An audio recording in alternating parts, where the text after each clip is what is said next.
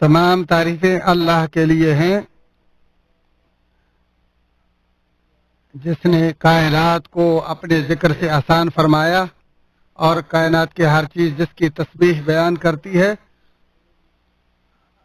और उसी का मैं हर नेमत पर उसका शुक्रिया अदा करता हूँ। और मैं गवाही देता हूँ कि अल्लाह वहदहू ला शरीक के अलावा कोई सच्चा माबूद नहीं।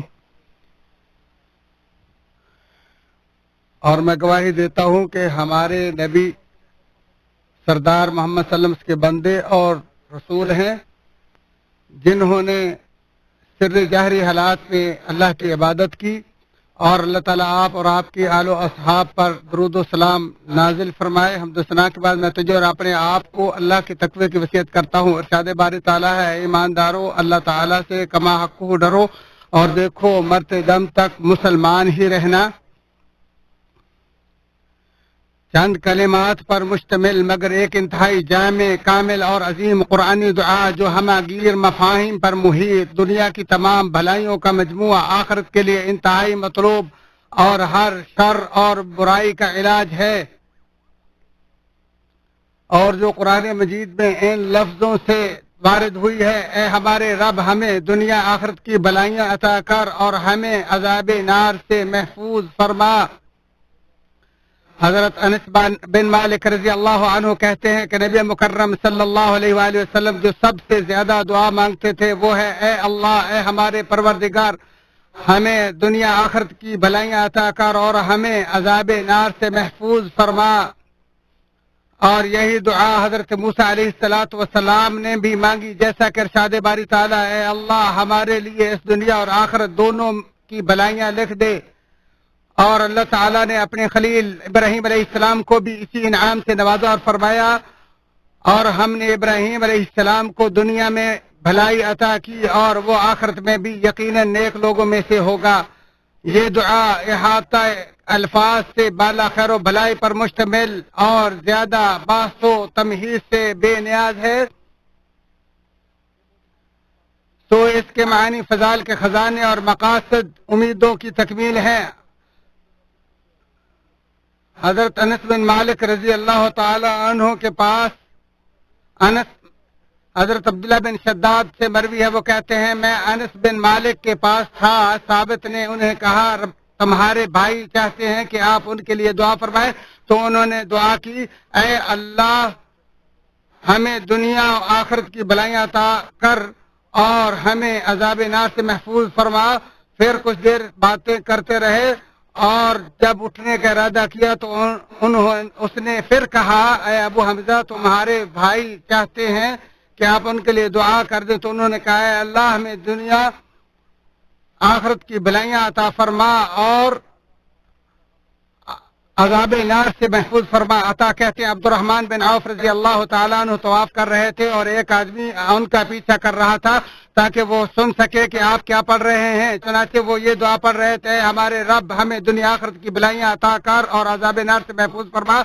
जब आप तवाफ से फारिग हुए तो वो आदमी आपसे कहने लगा, अल्लाह आपकी इस्लाह करे, मैं आपका पीछा कर रहा था और ताकि सुन सकूं और आपसे फला फला दुआ से ज्यादा कुछ नहीं सुना।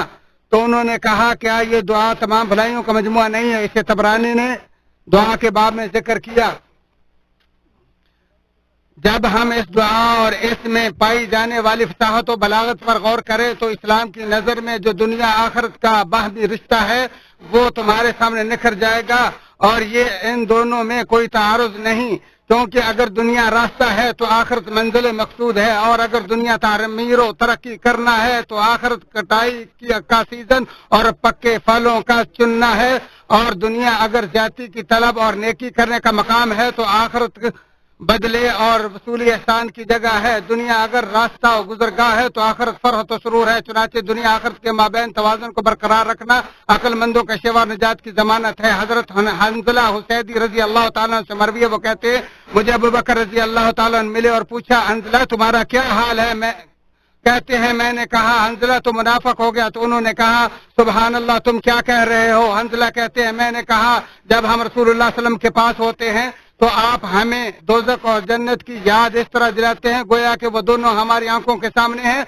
پھر جب ہم رسول اللہ صلی اللہ علیہ وسلم کے پاس سے اٹھ کر باہر نکل جاتے ہیں تو بیوی بچوں اور کاروبار میں مصروف ہونے کی وجہ سے بہت زیادہ بھول کا شکار ہو جاتے ہیں.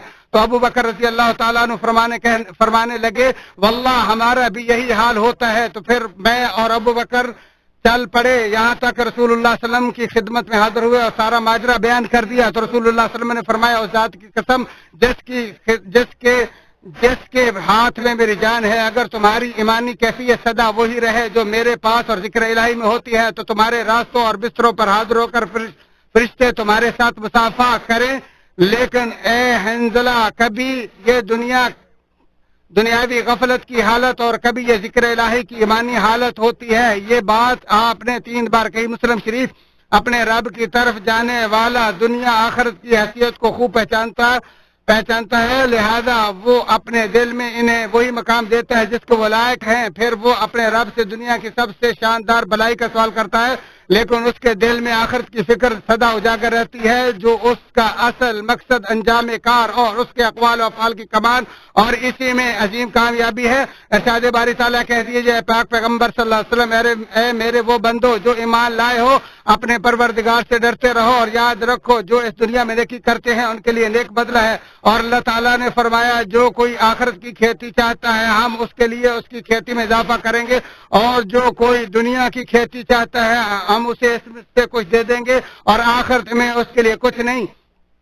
البتہ جس شخص کے دل میں فکر آخرت کمزور پڑ گئی اور وہ اپنے اصل مقصد اور انجام سے غافل ہو گیا تو وہ اس فنا پذیر دنیا کے حسن و جمال کو اپنی خواہشات کی تکمیل اور اپنے ارادوں، حوصلوں اور دعاؤں کی بلند ترین آرزو سمجھتا ہے. جیسا کہ ارشاد باری تعالیٰ کیا تم آخرت کے مقابلے میں دنیا کی زندگی پر خوش ہو گئے ہو، حالانکہ دنیاوی زندگی کا سامان تو آخرت کے مقابلے میں بہت ہی تھوڑا ہے. اور رسول اللہ صلی اللہ علیہ وسلم نے فرمایا جسے آخرت کی فکر ہوگی اللہ تعالیٰ اس کے دل کو غنی کر دے گا اور اس کے معاملات کو سمیٹ دے گا اور دنیا اس کے پاس ذلیل اور رسوا ہو کر آئے گی. جس کے دل میں صرف دنیا کی فکر ہوگی اللہ تعالیٰ ان کی محتاجی ہمیشہ ان کے آنکھوں کے سامنے رکھے گا اور اس کے معاملات کو اس کے سامنے منتشر کر دے گا. دنیا اسے صرف وہی ملے گی جو اس کا مقدر ہوگا.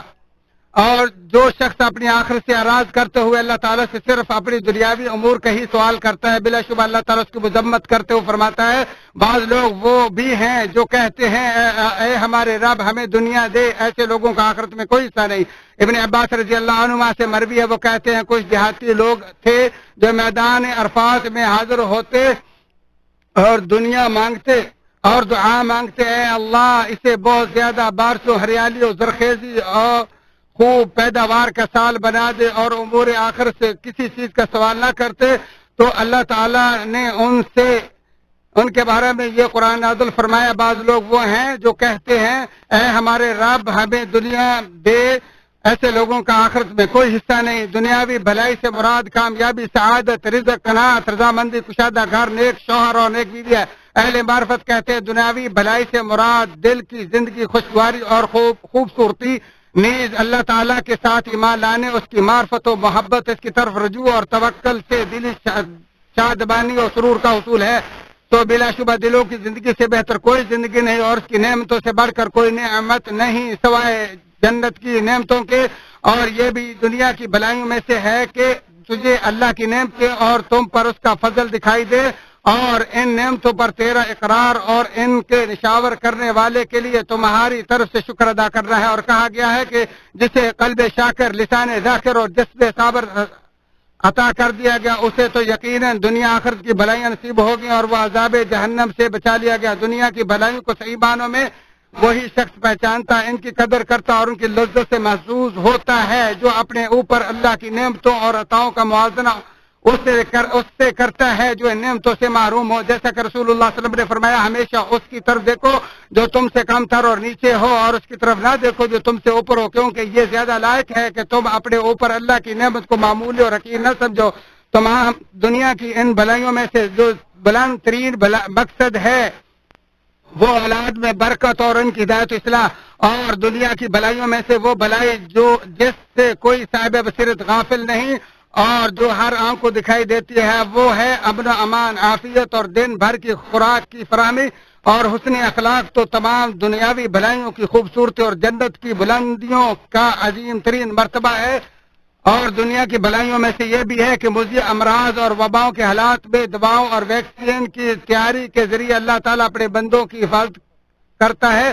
ہمارے اس دور میں اس وبا سے بچاؤ کے لیے بھرپور کوششیں کی گئیں، جس نے پوری زمین کو اپنی لپیٹ میں لیتے ہوئے انسانی صحت اور اس کے دینی اور دنیاوی تمام معاملات کو نقصان پہنچایا، اور یہ ویکسین مجاز اور متعلقہ اداروں سے منظور شدہ اور کارگر ثابت ہو چکی ہے، اور اللہ تعالیٰ کے حکم حفاظت سے نفع بخش اور حفاظت کنندہ بھی ہے۔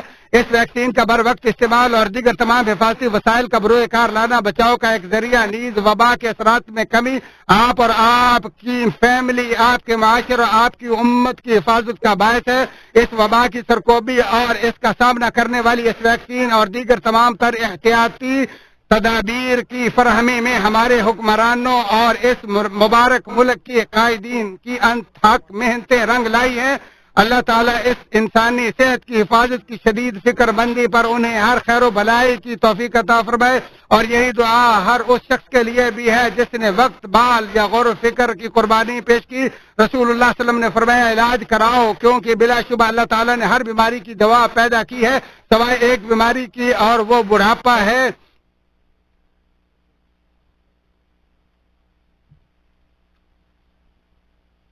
اللہ تعالیٰ میرے اور تمہارے لیے قرآن عظیم کو بابرکت بنائے اور اس کی آیات و ذکر حکیم کو میرے اور تمہارے لیے نفع بخش بنائے۔ اسی پر اکتفا کرتے ہوئے اپنے، تمہارے اور تمام مسلمانوں کے لیے اللہ عظیم و جلیل سے تمام گناہوں کی بخشش طلب کرتا ہوں۔ تم بھی اسی سے بخشش طلب کرو، بلا شبہ وہی غفور الرحیم ہے۔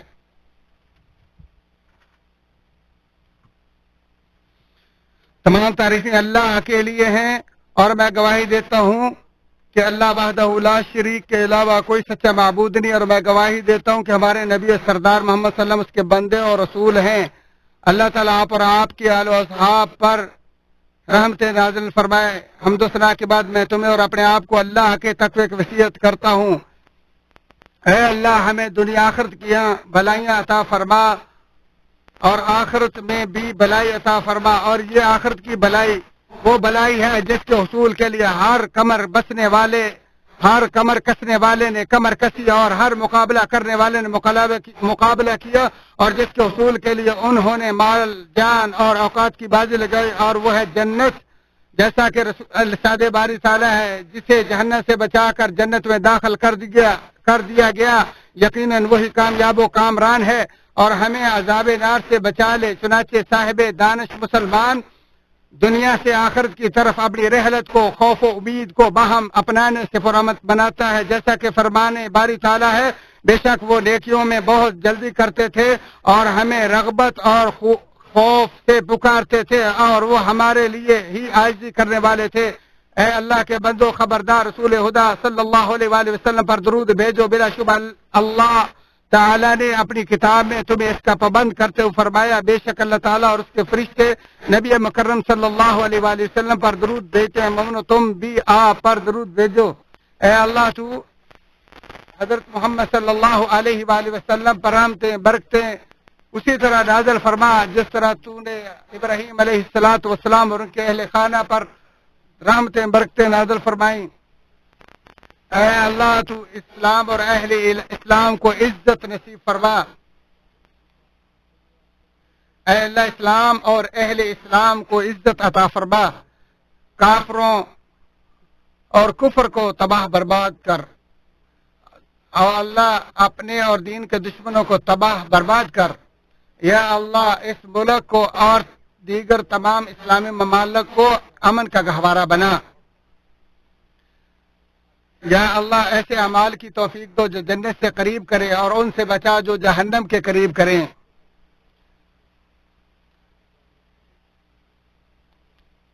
یا اللہ،